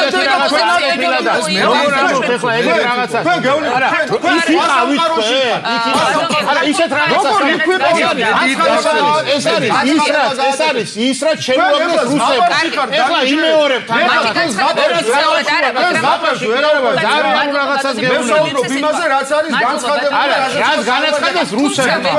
რაც განაცხადეს რუსებმა. მადლობა ბატონ დიმიტრეს უნდა მივცე სიტყვა მაგრამ ბატონ გიას უკაცრავად ქართულ მხარემ გააკეთა ამაზე განცხადება რომ აი ასეთი შეფასებები რადგან კეთება ჩვენ ამაზე ვიმსჯელებთ და ვიფიქრებთო ანუ რომ აი ნამდვილად ირანმა რადგან გამოთქვა აი ეს გაკეთდა ირანის ოფიციალური განცხადება მე არ მინახავს ამ ქართულ მხარემ გააკეთა ამაზე არაფერი არ გაუკეთებია ქართულ მხარეს ერთი რამე არ ყოფილა ეს არის რუსეთის სპეცსამსახურების მიერ შემოგდებული განცხადება რომელსაც რუსეთი აკეთებს ყოველთვის როდესაც საქართველოში ხორციელდება რეგიონიდან რომელიმე სახელმწიფოს მაღალი თანამდებობის პირის ვიზიტი როგორც წესი ამას მოსდევს რუსეთის სპეცსამსახურების მიერ კარგად შეფუთული განცხადება ირანი იქნება ეს თურქეთი იქნება ეს აზერბაიჯანი იქნება სომხეთი იქნება რეგიონალური სახელმწიფო ბატონიკა დამეთანხმება ამას ვაკვირდები ჩვენ ვინც ამ საქმის ასე ვთქვათ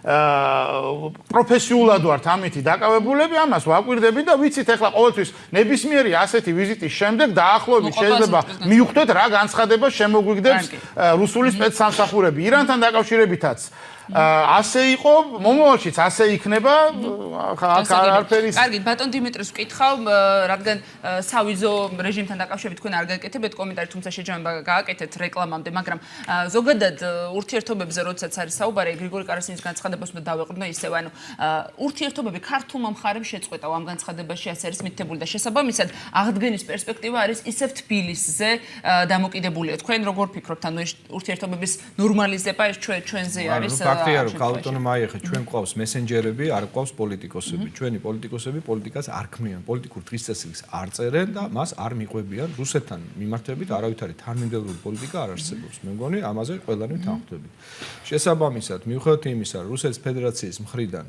მე ვფიქრობ ამას სერიოზული პოლიტიკური ქულის აღებად საქართველოსთან უპირატესობის გამოხატულებად.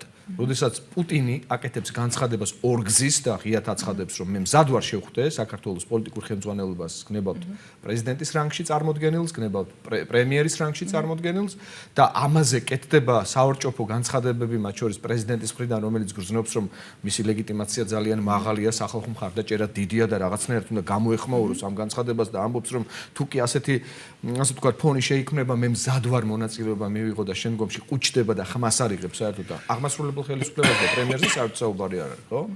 ანუ აქ რაზეა ლაპარაკი, რომ სრულად არა თვითმყოფადია, არა დამოუკიდებელია ჩვენი პოლიტიკა და საქართველოს ხელისუფლება სამწუხაროდ არ წარმოადგენს სუვერენული სახელმწიფოს პოლიტიკურ ხელმძღვანელობას.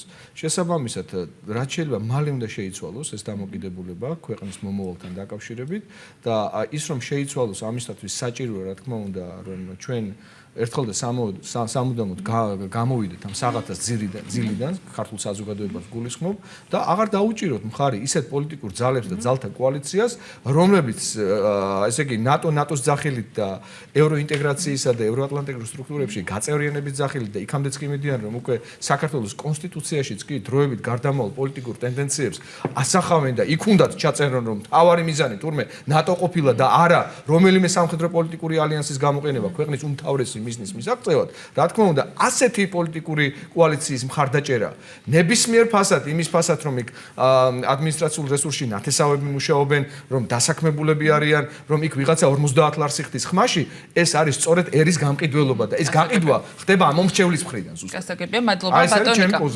ანუ საქართველოსზე გადმოდის ძალიან მოკლედ ვიტყვი რა. აი წეღანი ექსპანსიასთან დაკავშირებით ბატონმა გიამ შემაწყვეტინა. მე გამოვითხოვე იუსტიციის სამინისტროდან ოფიციალური სტატისტიკური მონაცემები აი ამ 5 წლებთან დაკავშირებით 2012 წლის 1 ოქტომბრიდან დღემდე ანუ ქართული ხელისუფლების ოცნების ხელისუფლებაში მოსვლის დღიდან დღემდე 2017 წლის მაისის თვის ჩათვლით რა ასე ვთქვი რამდენი მოქალაქეობის, რამდენი ბინადრობის უფლებები არის გაცემული საქართველოში. იცით რამდენია? 76,000 ბინადრობის უფლებაა გაცემული, აქედან 80% არის საინვესტიციო ბინადრობა და 32,000 პირი არის მოქალაქეობაში შემოსული და 32,000-ის 99% საგამონაკლისო წესით პრეზიდენტის მიერ მინიჭებული მოქალაქეობის სარგებლობა. იქ რომ თქვენ სტატისტიკა ჩაშლილია და იქ სწორედ ლიდერობენ თურქეთის რესპუბლიკიდან ემიგრირებული ადამიანები, იქ ლიდერობენ სამწუხაროდ არაბეთის ქვეყნებისა და იმიტომ რომ მე გეტყვით სამწუხაროში რას გულისხმობ? სამწუხაროში გულისხმობ იმას, რომ დღეს როგორც არასდროს არის არ ვიცი ვისგან არის ნაკარნახევი, რა მიზნით არის ეს ნაკარნახევი, ჩარტერული რეისები არის დანიშნული საუდის არაბეთის ქალაქებიდან პირდაპირ.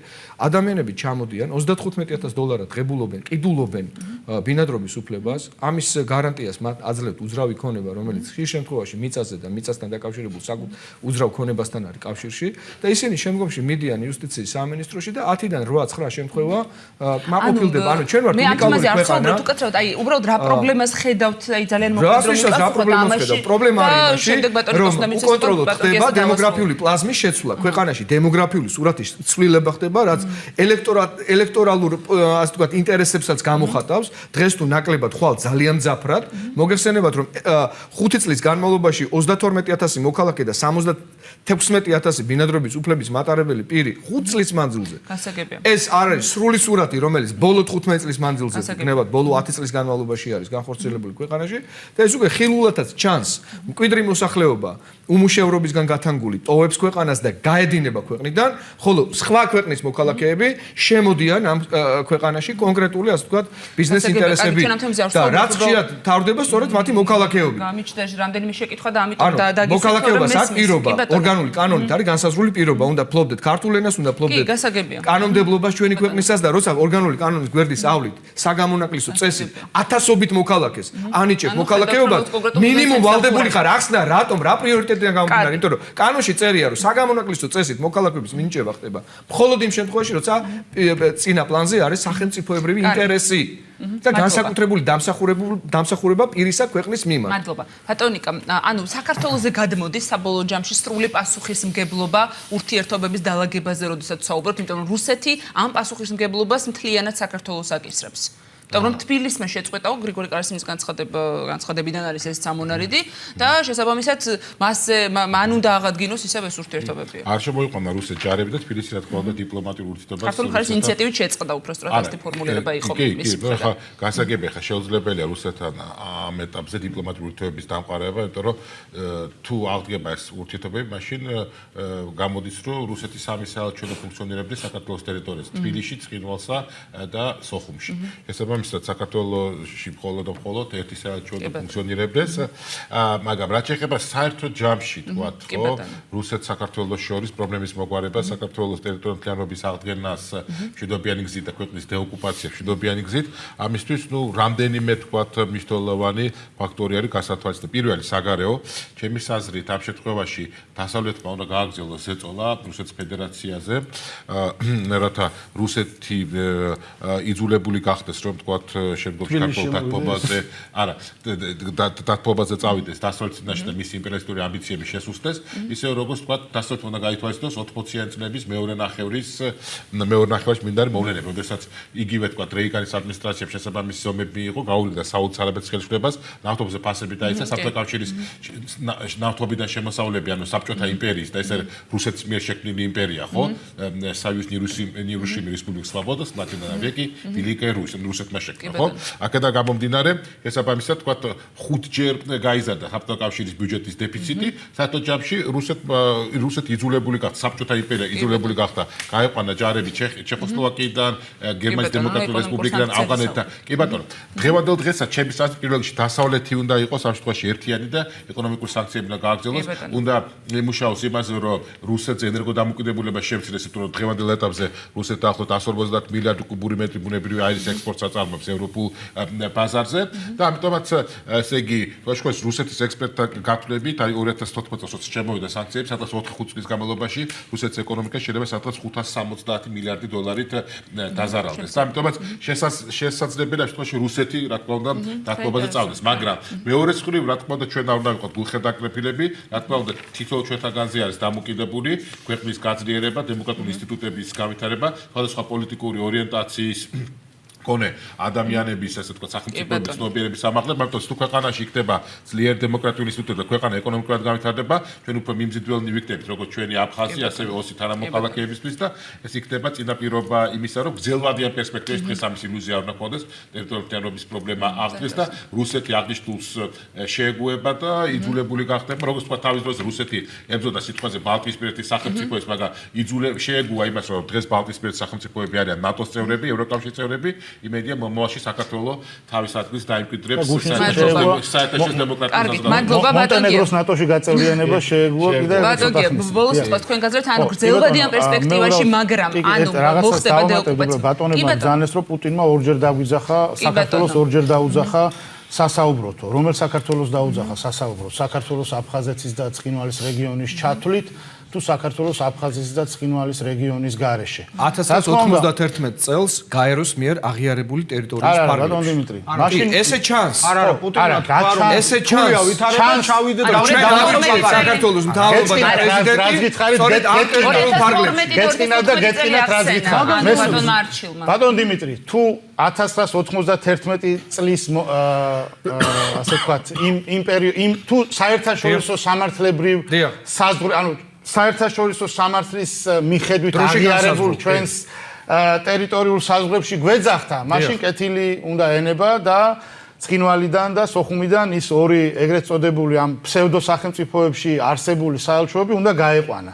როდესაც პუტინი ამ განცხადებას აკეთებდა, ის საელჩოები იქ იყო, ისევე როგორც ის სამხედრო ბაზები, რომელიც იქ დგას. შესაბამისად, ეხლა თქვენ გინდათ გააკეთოთ პუტინის სიტყვების ინტერპრეტაცია რუსეთის სასარგებლოდ. არ გამოვა ეს, იმიტომ რომ მაშინ ის საელჩოები იქ არ უნდა ყოფილიყო. საელჩოები გახსნილია რუსეთის მიერ ცალფრივად აღიარებული, ასე ვთქვათ, მათი დამოუკიდებლობის ანუ გვეძახდა წინააღმდეგობაში მოდის საერთაშორისო სამართლი. რა თქმა უნდა. ანუ გვეძახდა აფხაზეთის და ცხინვალის რეგიონის გარეშე. თქვენ თვითონ ამბობთ, რომ იქ საელჩოები იყო. დიალოგი ნიშნავს აღიარებას, ამას ამბობთ. არა, აღიარებული რამდენი ხანი აღიარეს აგვისტოში 2008 წელს. არა, ჩვენ რა შუაში ვართ. ჩვენ არ უნდა ჩავიდეთ როგორც სუვერენული სახელმწიფო, ჩვენ იქ არ უნდა ჩავიდეთ, იმიტომ რომ ჩვენი გვეძახიან აფხაზეთის და ცხინვალის რეგიონის გარეშე. ეს არ არის ქართული ოცნება, ეს არის ჩვენი მტრის ოცნება. ჩვენ დიალოგში არ შევიდეთ. არა, მე არ ჩვენ გვაქვს დიალოგი ჟენევაში, გვაქვს დიალოგი კარასინი აბაშიძის ფორმატში. სხვა ნებისმიერი ფორმატი, სადაც საქართველოს ეძახიან, ლაპარაკობ თუ შეიძლება დამაცადეთ, როდესაც საქართველოს ეძახიან ცხინვალის რეგიონის და აფხაზეთის გარეშე, ჩვენ ამ დიალოგში არ უნდა შევიდეთ, იმიტომ რომ საქართველო არის სუვერენული სახელმწიფო და ჩვენ იქ არ უნდა მივიდეთ ამ მდგომარეობაში. ერთი კომენტარი. საუდის არაბეთზე არის პირდაპირი რეისები, არანაირი ჩარტერული რეისები საუდის არაბეთზე არ არსებობს. ანუ თქვენ რაღაცა მცდარი ინფორმაცია მოიტანეთ. მიწას რაც შეეხება უცხო ქვეყნის მოქალაქეების მფლობელობაში არის სულ საქართველოს, ანუ რაც გვაქვს ჩვენ მიწა ხო 0.7 მთელი იმ ხნის განმავლობაში, როდესაც შესაძლებელი იყო უცხოელებზე მიწის მიყიდვა, მხოლოდ 0.7 არის გაყიდული უცხოელებზე. ანუ ნუ წარმოვიდგენთ, რომ ჩვენ აქ ახლა გვიდგას რიგი უცხო ქვეყნის მოქალაქეების, რომლებსაც უნდა შეიძინონ ქართული მიწა, არც ეს არ არის პრობლემა. ნებისმიერი ადამიანი, ვინც საქართველოში შეიძლება დავამთავროთ ნებისმიერი ადამიანი არაბეთიდან არ არისო რეისები, ეს როდის მიიღეთ ეს ემირატებზეა რეისები, არა საუდის არაბეთზე. საუდის არაბეთის ხო, თქვენ საუდის არაბეთში შარჟა თბილისი რეისი, ჩარტელური რეისი. ეგ ეგვიპტეა. არ არის ეგვიპტე, როგორ არის ეგვიპტეც არის. შარჟა თბილისი. თქვენ საუდის არაბეთი ბრძანეთ და აბუ-დაბი, შარჟა და დუბაი არის გვერდიგვერდ ქალაქები. ხო, არა, საუდის არაბეთი არ არის. გასაგებია, მე საუდის არაბეთის სხვა სახელმწიფოა. თქვენ საუბრობთ ემირატებზე ან ყატარზე, კი ბატონო, არის, ანუ რა, რეისების გავაუქმოთ. შარჟა თბილისი არის ჩარტერული რეისი, რომელიც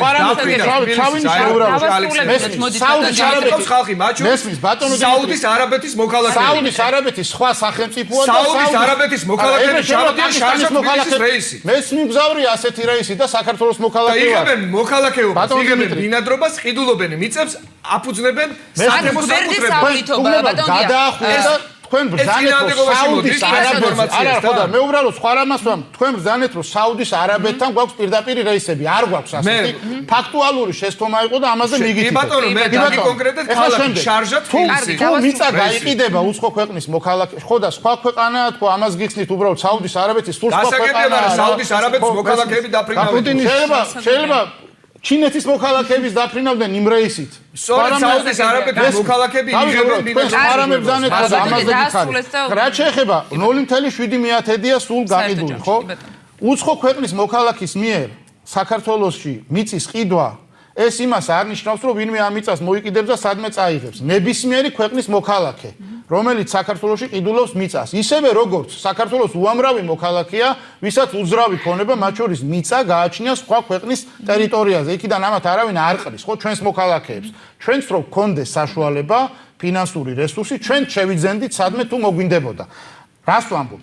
ნებისმიერი ქვეყნის მოქალაქე, ის იქნება ემირატებიდან, იქნება შვეიცარიიდან, იქნება ანგოლიდან, გერმანიის ფედერაციული რესპუბლიკიდან თუ ამერიკის შეერთებული შტატებიდან თუ კანადიდან, როდესაც აქ რამეს ყიდულობს, ექცევა ქართული კანონების ფარგლებში. ამ კანონებს ჩვენ ვქნით, აქ საქართველოს მოქალაქეები. ისინი ამ კანონებს არ ქმნიან.